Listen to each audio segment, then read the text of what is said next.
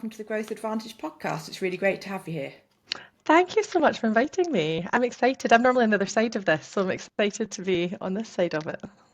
Oh, fantastic. I'd love to start, if it's okay with you, to ask you a bit about your business and the role that you play within it. Yeah, absolutely. So 920 Recruitment are a specialist recruitment business based in Glasgow. They started off specialising in IT 20 years ago. They have a strong IT business and also engineering and manufacturing. I joined 6 months ago and I run the marketing division. So personally, I recruit for marketing and communication professionals, and wider, my team look after digital marketing, agency and e-commerce as well. So we really look after any marketing requirements, mostly in Scotland, but we've got a bit of UK reach and a little bit of global reach as well. Fantastic, that's great.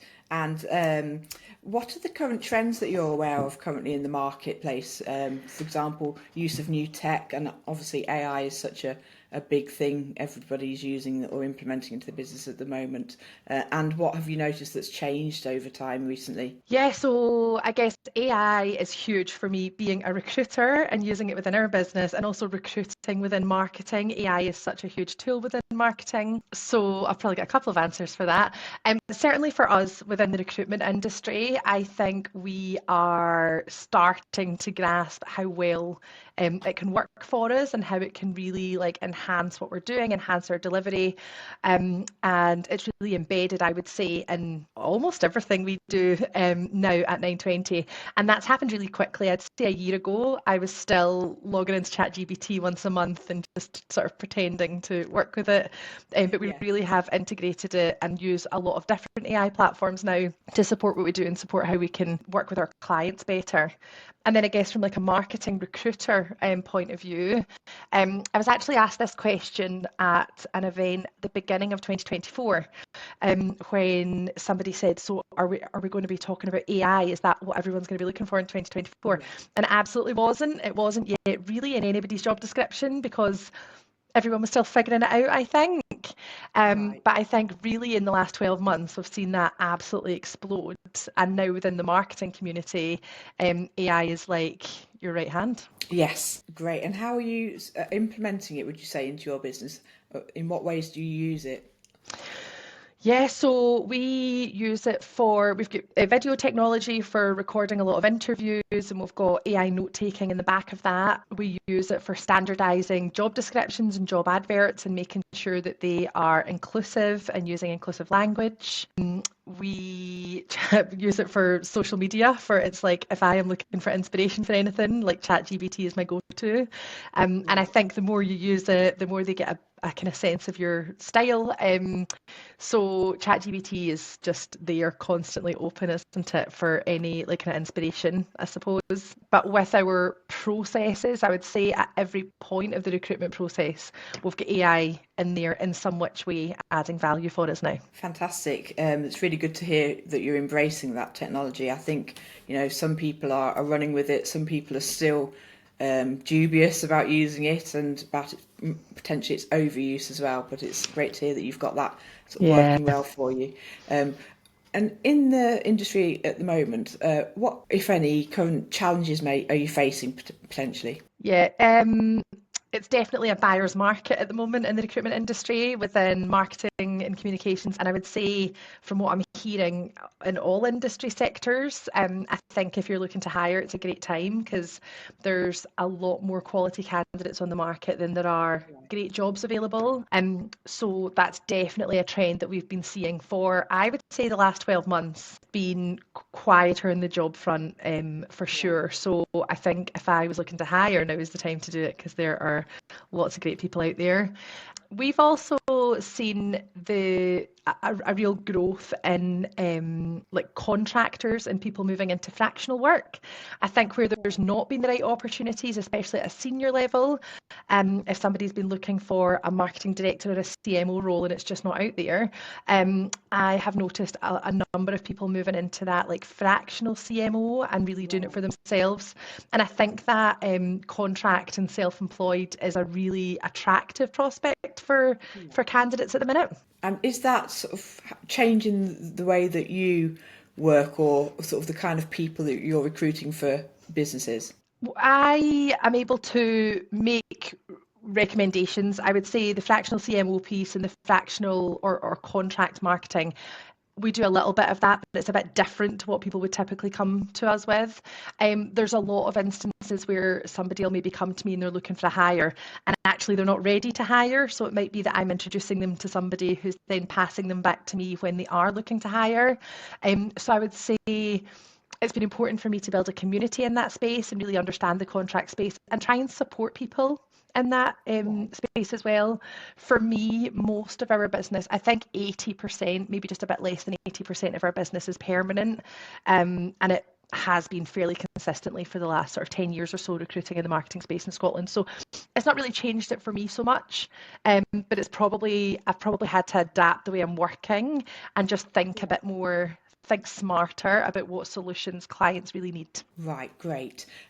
So, and at the other end of the scale, are there things, we've obviously talked about AI, are there any other systems or processes that you're using that are making it easier for you in your business right now, or that you would like to use in the future? Like tech, do you mean, or just like recruitment processes? Yeah, it can be any Okay. at all. So we're a tech recruiter and we love trying something new. So to be honest, our tech stack changes quite often. Like we like things shiny and new and we like to see what's going to work. And I think our clients like that as well, like be quite innovative, try it and see how it works. Certainly I'm a huge advocate of video technology in the interview process. We Right. use that for interviewing on behalf of on behalf of our clients. We'll use it for pulling together interview prep, video adverts, like all of that good stuff. So video is huge for us. I'm trying to think about other things. There's probably so many. I should have thought of that question. I'd say that's the main one, would be video. And I guess for me, thinking about processes and how we recruit, I am like really, really big on working on a retained process, an exclusive process. We work 100% on that basis, if not retained, then exclusive. And I think that's something that's really important to being able to deliver the best service for our clients. Yeah. So I guess if you were to ask somebody, what is it that I'm always harping on about, that would be it.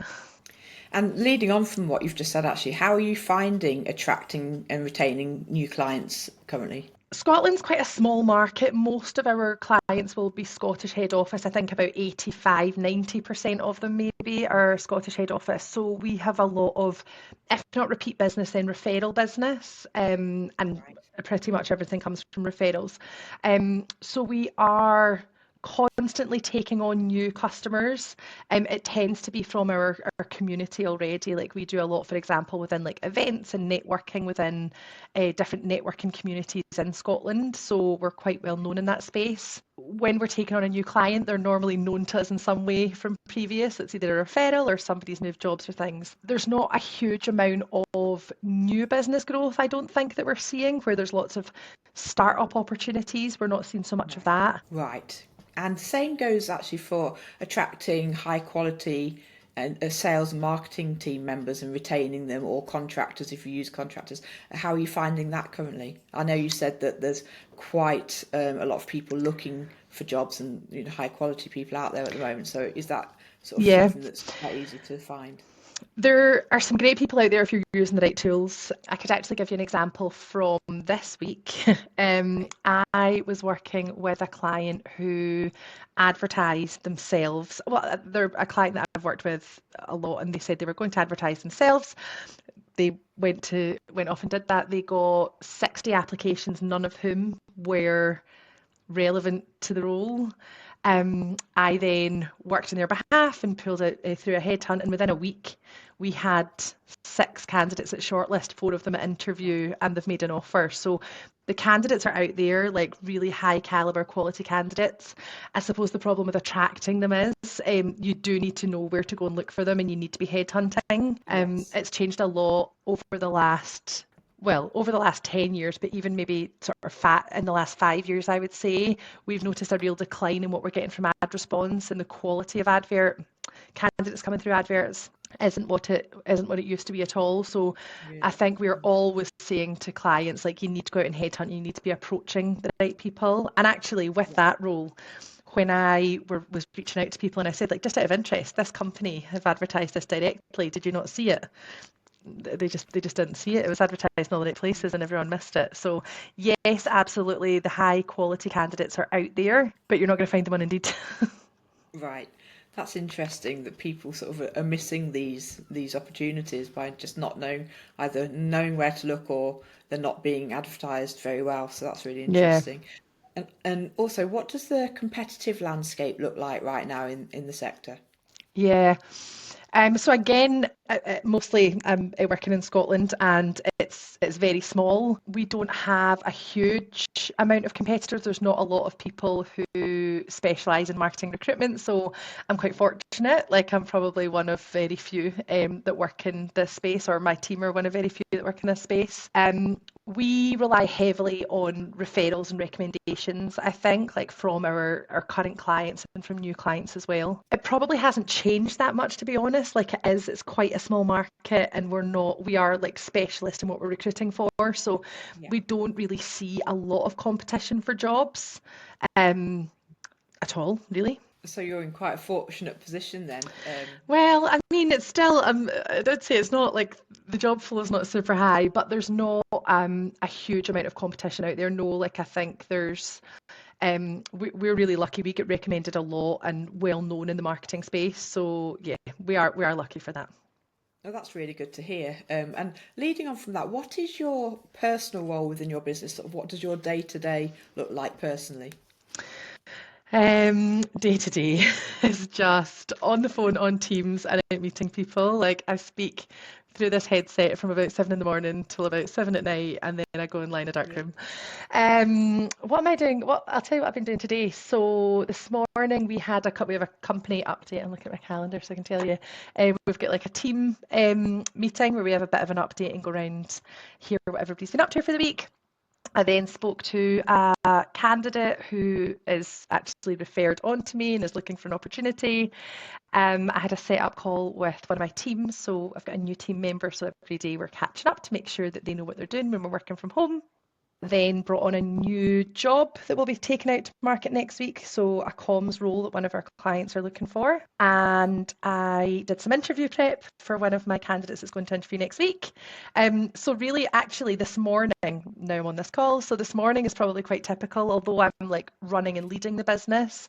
I'm very much like a 360 recruiter. And I think that's what people want to see. Like, there is a lot of planning and strategy and stuff goes on in the background, but really I think my clients are looking for me to deliver results, and they're looking for my team to deliver results as well. So I tend to be quite on the front foot with doing exactly the same activities as what I would ask my team to do. Right.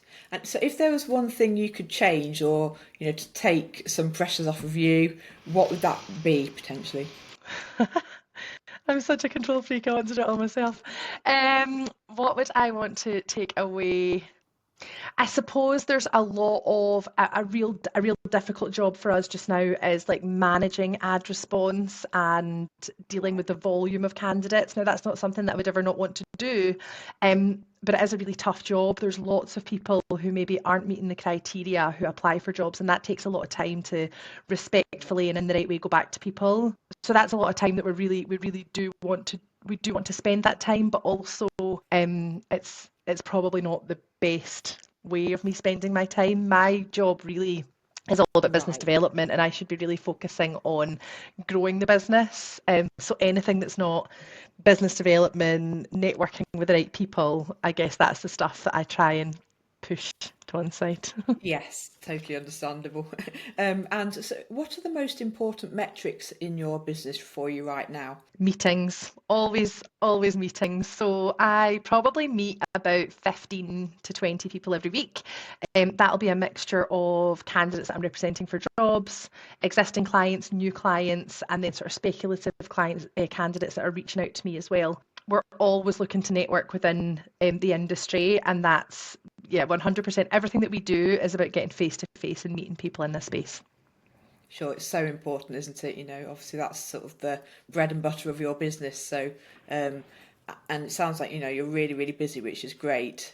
And by the sound of it, though, you're so busy with a lot of other things as well. You must be juggling a lot of balls there. Yeah, we really try and do a lot of like more sort of business development. We like, for example, we do a lot of events across like 920 Recruitment within every area. Like I look after marketing, but within marketing, technology, manufacturing, we do a lot with like events, CSR, like additional areas that we feel are really important to like add value to the community.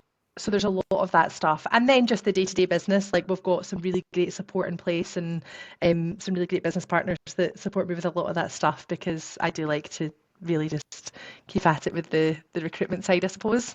It Um, sounds to me that you're really passionate about it as well. I can hear that in everything that you're saying, and that's great. yeah, it's like my hobby and my job. Oh, that's great. Obviously, you're getting job satisfaction there then, so that's really good to hear. Look into the future now. What are your sort of goals for the next 6 to 12 months initially, and then perhaps further afield, 2 to 3 years maybe? Yeah, so I guess the next 6 to 12 months. So I joined and we officially launched in 920 Marketing Digital just in September. So it's a really new business. So at the moment, I've got a small team. And really, I think for the first 12 months, we just want to make sure that we are anywhere ahead of target. We want us all to be ahead of where we want to be and just be in a good position with our customers and with our personal objectives, but also financially. So I think for the first 12 months, it's really simple. And we are probably looking quite short term at these things, just make sure that we're doing the right things every day and we're laying the foundations.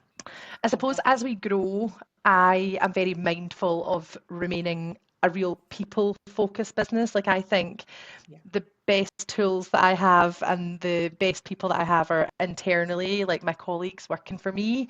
Um, and so I think it's really important that we continue to value that, although we're a business that are really looking to grow.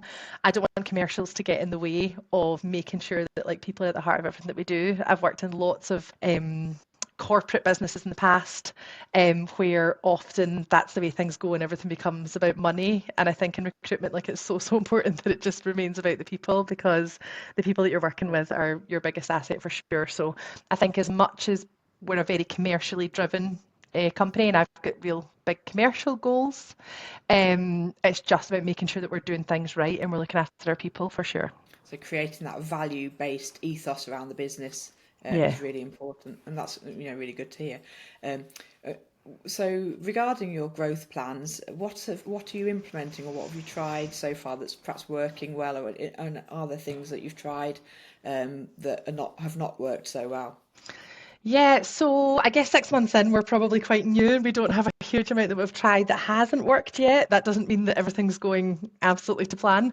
I suppose as I've grown my business and I've joined 920, my business has always been traditional marketing communications. So joining 920 meant that we're able to do a lot more in the digital space and I guess extend our offering. So I guess that's been a bit of a growth strategy. Trying not to do too much. I think it's really Yeah. important to stay in your lane. Like I really want to do more, and I think our clients would love it if we could do more in England. Like Manchester and London are really, they've been on my radar for a long time.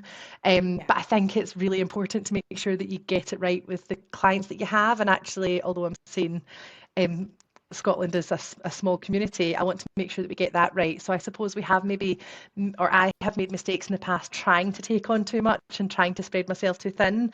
I think it's really important that we stick to what we know and don't deviate away from that. Yes, I guess it's sort of tempting to dabble in many other sectors and perhaps spread yourself too thinly, but it's like you say, trying to keep that focus, Yeah, but also trying to widen your net as well, getting that balance right. And if it's sort of quite early days, it's finding that balance, isn't it?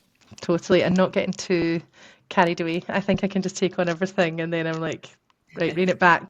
What are we doing here? Yeah, sure. And I guess that you regularly evaluate sort of where you're going and what you've achieved. Totally, 100%. Before we end the podcast, is there anything else that you'd like to share with us about your business? Yeah, sure. I suppose the other thing that I'd like to share with you guys about the Scottish Marketing Network, so that's a network that 920 started a few years ago, which is specifically for the marketing community in Scotland. I've not spoken about that, but that's a real part of our growth strategy and a really good way for us to embed ourselves in the community and work with really good clients and candidates, giving them the platform and giving something back as well.